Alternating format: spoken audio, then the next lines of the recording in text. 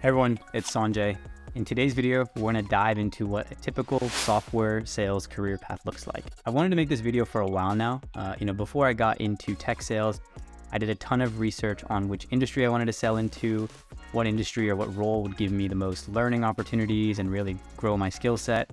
Really where I would get the most freedom to, be creative and kind of explore my more entrepreneurial ideas. I ultimately landed on tech sales. So as we go through this video, hopefully you'll have a better understanding of what the typical career path looks like, what roles make up that career path, what you can expect to get paid in each of those roles. So coming out of the video, you can make the decision if tech is something you want to explore, and specifically if you want to sell within the tech industry. So before we get into the video, one quick disclaimer. A lot of sales reps do move cross-functionally within an organization. So they might start out as a sales rep and then move into marketing, move into product, move into customer success. I'm not going to touch those types of career transitions. I'm going to stick just to sales. If you just go up the sales track, sales ladder in a direct sales role, what that would look like. Without further ado, let's dive right into it. Sales development or business development. Now, this is an entry-level role within the tech sales world. You'll hear them as like SDRs or BDRs. And I was actually an SDR for about 2 years. Before we dive into kind of what the day-to-day looks like and what you can expect to get paid, let's talk a little more about where an SDR or BDR sits within a company's sales team and ultimately with their go-to-market strategy. So an SDR or BDR, their core responsibility is to qualify inbound leads or do outbound and qualify leads for account executives. So typically in the sales process, they're that initial point of contact for prospects. And for a lot of organizations, they have a full inbound sales cycle. So they're really the only ones doing any sort of cold outreach to prospects and ultimately starting the relationship that leads to a transaction and a fruitful customer for a company. As I mentioned, I was an SDR for 2 years. So I actually started as an inbound SDR for about 10 months. So what that typically looked like week over week is I would come in, I would get a lead list, basically a list of leads that were assigned to me that did some sort of activity on our website. I would basically spend the first half of the day, cold calling, cold emailing, cold LinkedIning those leads to try to set discovery meetings. Now, at the company I was at, inbound SDRs had to qualify the initial meeting. So we ran the initial discovery meeting. If we felt it was a sales opportunity, we would schedule a follow-up meeting with an account executive who would ultimately manage that deal all the way to close. The first half of the day, I would spend basically prospecting into my lead list, setting those discovery meetings. The second half of my day, I'd be attending discovery meetings, qualifying prospects, scheduling follow-up meetings with my account executive. Obviously, there's some other kind of admin stuff, Salesforce stuff in there, but that's what it looked like being an inbound SDR. Now, I was an outbound SDR for about 1.5 years or so. It's a little bit different than the inbound role. So in the inbound role, your company or your team gives you a list of people to basically call into. In outbound, rather than being assigned a lead list, I was actually assigned to a regional director of enterprise sales. So I was assigned to the Mid-Atlantic region. So think, Virginia, Washington, D.C., Maryland. So my job was to basically outbound into the accounts in that territory and find new business for the account executives that report to the regional director of enterprise sales. So I didn't get a lead list given to me, but I did get an account list. So I was put on about 5 to 7 enterprise accounts in that area. I would go on LinkedIn. I would find people that I felt like we needed to get a hold of because they were our, ideal customer profile. I'd cold call them, LinkedIn them, cold email them, and I would set the initial discovery meeting. And then my account executive would hop on that meeting and we'd both qualify to figure out if that was an opportunity or not. So that's typically the main difference is in inbound, they give you the leads to call into.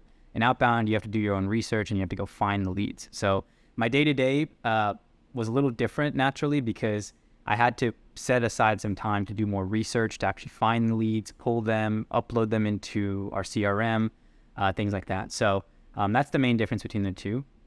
Now, when I was an inbound SDR, my salary was $50,000 base salary, and then it was a $20,000 commission variable. So it was a $70,000 OTE. The outbound role is the exact same comp, but I actually got promoted from SDR to senior SDR. And when I got promoted, my base salary stayed the same at $50,000, my variable went up to $30,000. So typically for an SDR in software sales, you can, assume you're going to be making somewhere between, about $70,000 to $80,000 a year. Now, SDRs typically promote into account executive. So account executive is the next step in a typical software sales career. So AEs, as they're typically called, are full cycle sales reps. So where they sit in a company's go-to-market or sales strategy is they're responsible for basically a customer or prospect's entire life cycle with a company. So what I mean by that is, for a company, the account executive could be that initial point of contact. They will, generate that opportunity. They will manage that deal through the entire sales process. They'll close the deal. Once that prospect becomes a customer and we have that land deal, they'll actually upsell that customer and do the renewals and basically manage the relationship between their company and the customer until that customer either stops using the software, goes out of business, or the account gets put in someone else's name. So they're a full, basically, lifecycle management between a customer and a company. And for a lot of, customers today, like the account executive is like the face of their vendors or the face of the company that they're partnering with. So for example, if you're working at Google, right, and they're buying, software, you could, as an account executive, you would be basically the face of your company to the employees at Google that would be buying your software. So that's kind of where they sit into the overall sales strategy and overall kind of go-to-market strategy for companies. Now, most organizations today, they segment their account executive teams based on, various factors. They could do things like segmenting them based on industry. So they could have one AE team selling into financial services. They could have one AE team selling into retail, one AE team selling into manufacturing. So everyone just kind of specializes in one vertical or industry that they sell into. You also see companies based on the size of the organization. So a company could segment their AE teams based on this team sells into companies under 1,000 employees. This team sells into companies under 5,000 employees. This team sells into companies over 10,000 employees, things like that. So usually within a company, the AE teams are segmented based on a couple different factors. That varies pretty greatly, just from my experience. Now, I've spent the bulk of my sales career, a little over 2.5 years as an account executive. And all the companies I've worked for, they've segmented out the AE teams based on the size of the prospect accounts or customer accounts they're responsible for. So when I first became an AE, I was a mid-market AE. So I was at a ratio of about 1 to 200 accounts, give or take. And basically the criteria was the companies I'd be selling into, they had under 1,500 employees or they made under 250 million in revenue. So at a ratio about 1 to 200. I actually got promoted in that role to a different role, but I was still selling into the same segment, but the ratio is a little bit different. So I was working at a ratio about 50 to 60 accounts or so, where I was focused on growing net new usage. So another thing that you'll actually see within the market is you'll have some AE teams that are responsible for growing existing customers and some AE teams that are responsible for finding new land deals or new customers to bring on. So it's kind of like the hunting aspect of it. And then there's one team that's just responsible for farming existing customers. Now I'm moving into a enterprise field role where my ratio is 1 to 30. And I sell into companies 5,000 employees and above, or 1 billion in revenue and above. Now, from my perspective, I actually really like the way that you segment accounts based on revenue and number of employees. But as I've made the transition from being a mid-market rep, where I was responsible for up to 200 accounts, to now an enterprise rep where I'm just responsible for about 30 accounts, it really allows me to come to those customer conversations as a trusted consultant, because I can dedicate the time to really researching the customer's business, understanding their industry, what's important to them, so that I can recommend a solution that actually solves for their biggest business challenges. And so that's how, I think as you progress in your career, you'll start working with more and more complex companies, more and more complex deals. And you really have to figure out how do you want to design a solution and a buying experience for those customers. So hopefully that gives you a little bit more insight into, the segmenting and what my career path looked like. But I'm sure y'all are very curious as far as like salaries are concerned. So when I started out as a mid-market AE, my base salary was $60,000. and my commission was $40,000. So my OT was 100K. When I got promoted, I was still selling into the general segment of mid-market, but I was doing a strictly hunting role. So I just tried to close net new logos, net new deals with accounts that never spent any money with my company.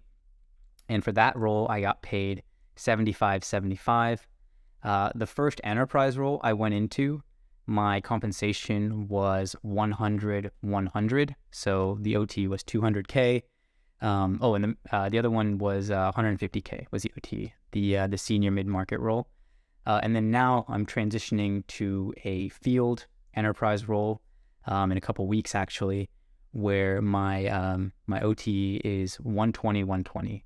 So the OT is 240. So as you can see, like the jump between SDR and account executive is pretty drastic, but also the jump between, each segment of the AE role can be pretty drastic as well, right? So 2 years ago, my base salary was 60K. Now my base salary is double that. Now, what does it look like if you just stay as an enterprise rep, right? Like, where do you go from just becoming an enterprise account executive?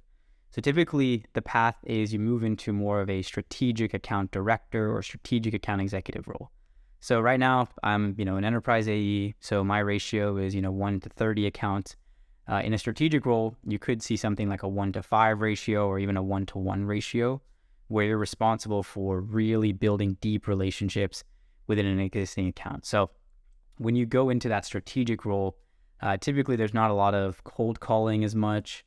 You already have, those relationships built. You have all the legal documents built. Your job is just to keep that customer happy and continue to grow them and build these massive 7-8 figure deals within those accounts. So after that strategic role, you can move into what they call kind of like a global account director role. So for example, let's say you are selling into Apple. You might, as a strategic rep, you might just be selling into Apple in the United States, but as a global account director, you would be selling into Apple across the globe. So you would be traveling to wherever the Apple HQs are that could potentially be using your solution, selling to them in person. All the enterprise roles do a lot of, face-to-face selling. But for the global role, you're actually going to be traveling internationally to customer sites. The ratio is typically at that level, it's going to be 1 to 1, 1 to 2 at the max. Now, let's talk about the pay for the strategic and the global role. So for strategic, obviously I'm not doing that role today, so I can't speak from experience. But based on my research and working with them and having colleagues that are doing those roles, all account executives for the most part get a 50-50 split. So you get a 50% of your OT's base salary, 50% is your commission. And so for them, it's usually somewhere between 150. The highest I've seen it is 170. So somewhere between 340K OTE. Now, something else that's worth exploring, and a ton of people do explore it, is moving into management. So what that typically looks like is you have a lot of success as an individual contributor selling to a specific segment. So for example, if I had a lot of success selling into the mid-market segment, I could theoretically go manage a mid-market sales team. Or if I have a lot of success as an enterprise seller, I could start managing an enterprise sales team. I obviously am not a manager today. I haven't been in leadership. So everything from like what it looks like day to day is more like from like secondhand experience and having friends that are managers. When you're a manager, you're responsible for a team quota. So you might have a quota of $1 million. So at the company, let's say, for example, you have a $1 million team quota. Each sales rep is responsible for $250,000 per year. So you have to hire 4 sales reps to hit your $1 million team quota. You're doing a lot, right? You're bringing in new people into the organization, making sure your current team is successful. And you're also, like, a good manager is also a shield between all the internal BS and their sales reps' ability to go out and sell more of their software. So, if you like coaching, if you like teaching, going that manager route might be great for you. As far as like compensation and salaries are concerned, managers typically have a higher base salary, but their commission structure is usually lower. So they have lower upside compared to being in sales or being an individual contributor or an account executive. It's not uncommon for an account executive to actually make more money per year than his manager. But really where the sales manager has the benefit is, one, obviously you get the more steady paycheck of having a higher base salary, but leaders and companies usually get way more equity at that company. So if you think about things like generational wealth or just building wealth in general, I don't want to throw the generational wealth word out there. It seems a bit strong. But if you're thinking about building wealth, right, you can get a ton of equity at the company you work for if you move into leadership. So that's definitely something that is worth considering. If you're very much cash motivated, I think staying in the individual contributor route is a great path for you. But I have a lot of friends that love coaching, love teaching, and they get a lot of fulfillment having made that transition from selling to now managing and leading a team. Awesome, y'all. So that's the video for today. Hopefully you found it super valuable. If you have any questions or any feedback, please put them in the comments below. Like the YouTube video, subscribe to the channel. I'm going to start posting 2 videos a week on this channel. But outside that, have a good rest of your day, and I'll see you in the next video. Take care.